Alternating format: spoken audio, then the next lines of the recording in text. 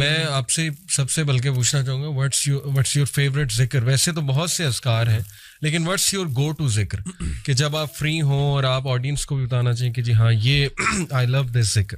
اچھا علی بھائی میں آپ کو بتاؤں کہ ایک پریکٹس جو میری پہلے بھی رہی ہے اور اب زیادہ ہو گئی ہے وہ یہ ہے کہ جب بھی میں ذکر کرنا شروع کرتا ہوں نا اللہ سبحانہ و تعالیٰ کا تو میں استغفر اللہ اور اللہم اغفر لی سے آگے نہیں جا پاتا. اللہ کیونکہ میں نا میرا دل کرتا ہے اللہ سبحانہ تعالیٰ کا ذکر کرنا. سبحان اللہ. اور میں اپنا محاسبہ جب کرتا ہوں نا کہ میری عبادات کا نماز کا جب میں محاسبہ کرتا ہوں تو میں استغفر اللہ اللہم اغفر لی سے آگے نہیں جا پاتا. سبحان اللہ. کہ میں اللہ تعالیٰ کا استغفار کرتا رہتا ہوں کہ اللہ تعالیٰ مجھے معاف کر دے تاکہ میں اس کے بعد چاہتا ہوں کہ میں سبحان اللہ الحمدللہ اللہ اکبر لا الہ الا اللہ اور رسول اللہ صلی اللہ علیہ وسلم کے اوپر بھی درود اللہم صلی علی محمد. لیکن میں نے recently I find myself just seeing اللہم اغفر لی یا استغفر اللہ. تو پرسنلی آج کل جو ہے نا اگر میرا ذکر جو سب سے زیادہ یہ ہے تو وہ یہی والا ہے اور وہ میری پرسنل جو اسٹیٹ ہے آج کل جس میں میں اپنے آپ کو پاتا ہوں اس وجہ سے. اینڈ اکارڈنگ ٹو حدیث جو کثرت سے استغفار کرے گا اللہ اس کے تمام جو ہے وہ. ابن تیمیہ رحمہ اللہ سے کسی نے پوچھا نا کہ اللہ کی تحمید زیادہ بہتر ہے کہ استغفار زیادہ, تو آپ نے اس کی بڑی پیاری مثال دی. آپ نے کہا کہ جب آپ نے کسی کو کسی جگہ پہ پرفیوم لگانا ہو کسی کپڑے کو تو سب سے پہلے you have to wash it. So اس کی پرفیوم تو تحمید اللہ کی تو وہ ایک خوشبو ہے اور آپ کی گندگی جب تک صاف نہیں ہوگی تو سبحان اللہ یعنی استغفار کئی دفعہ پریسیڈنس رکھتا ہے اور سبحان اللہ. Amazing example. اچھا while I agree with what Ahmad بھائی نے کہا ہے لیکن آن دا کنٹریری اگر آپ دعا دیکھیں یونس علیہ السلام کی تو اس میں آپ کو ایک دوسری پکچر ملتی ہے. میرے لیے پرسنلی جو ہے نا حوقلہ جس کو کہا جاتا ہے لا حول ولا قوت الا باللہ, یہ بہت امپاورنگ مجھے بہت امپاورنگ دعا لگتی ہے کیونکہ اس میں جو ہے نا وہ اس بات ہے اللہ تعالیٰ کی طاقت اور قدرت کا.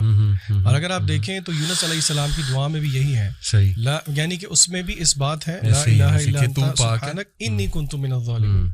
تو میری گو ٹو پرسنلی اور کیونکہ حدیث میں آیا بھی ہے کہ عرش کے خزانوں میں سے ایک خزانہ ہے تو اور ہم نے علماء کو کہتے ہوئے سنا بھی ہے کہ if you want to see miracles happening, یہ کسی حدیث میں نہیں ہے تو ٹرائی لا حول ولا قوت الا باللہ 100 دفعہ نہیں وہ کہتے ہیں 500 1000 1500 2000 دفعہ کر کے دیکھیں تو صحیح, پھر دیکھیں کہ آپ کی زندگی میں کیا جو ہے نا معجزے ہوتے ہیں. اچھا احمد بھائی نے بات کی رمضان کی, قرآن کی اور دعا کی, یہ تو ہے ساری عبادت. اگر آپ پارے کے شروع میں آ جائیں تو اس میں ایک بڑی انٹرسٹنگ چیز ہے, بار بار سائنٹیفک چیزوں کی طرف جانے کو بہت دل کرتا ہے.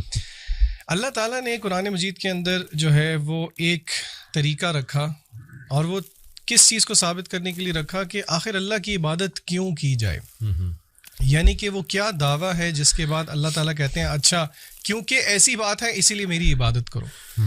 اللہ تعالیٰ نے ہمیشہ توحید ربوبیت کو کلیم کر کے آگے پھر کہا ہے دیر فار ورشپ می.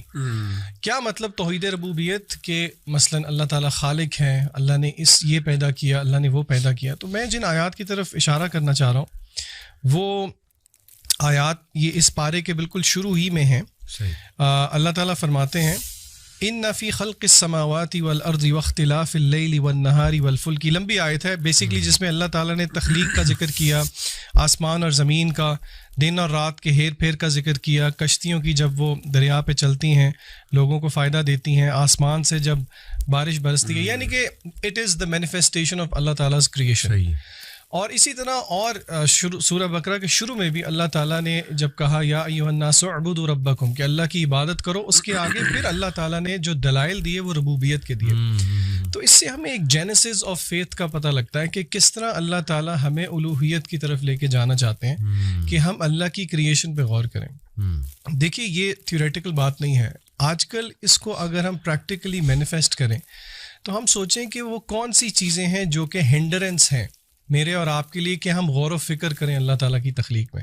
آپ کو یاد ہوگا پچھلے سال ہم ایک ٹرپ پہ گئے تھے سب اکٹھے, اور اس ٹرپ پہ ہم نے کیا کیا تھا, ڈیجیٹل ڈی ٹاکس کیا تھا, اور ہم نے رات کو بیٹھ کے سب نے لیٹ کے آپ کو یاد ہوگا آسمان کی طرف کوئی گھنٹہ 1.5 گھنٹہ جو ہے وہ تاروں کو آبزرو کیا تھا, سورہ ملک سنتے, اور ہم سب نے ایگری کیا تھا کہ اس طرح ٹائم نکال کے اللہ کی کریشن کو شاید ہی ہم کبھی آبزرو کر رہے ہیں. بالکل صحیح. تو ہم اپنے بہن بھائیوں کو یہ مشورہ ضرور دیں گے کہ آپ کبھی نہ کبھی اپنے آپ کو تھوڑا سا کٹ آف کر کے اس پہ غور و فکر ضرور کریں, کیونکہ اللہ تعالیٰ نے اس کو دلیل بنایا ہے اپنی الوہیت کے لیے. تو I think this is very empowering. ویسے یہ جو ربوبیت آپ نے بات کی, اٹس اے بیوٹیفل کانسیپٹ. اس کو اگر تھوڑا سا اور ہم آڈینس کے لیے ایکسپلین کر دیں تو بڑا امپاورنگ ہوگا کہ ایگزیکٹلی توحید ربوبیہ میں کیا کیا جو ہے وہ آتا ہے. میرے خیال سے شیخ مغیرہ سے میں ریکویسٹ کروں گا کہ آپ ربوبیت پہ تھوڑا سا ذرا ایلیبوریٹ کر دیں پلیز.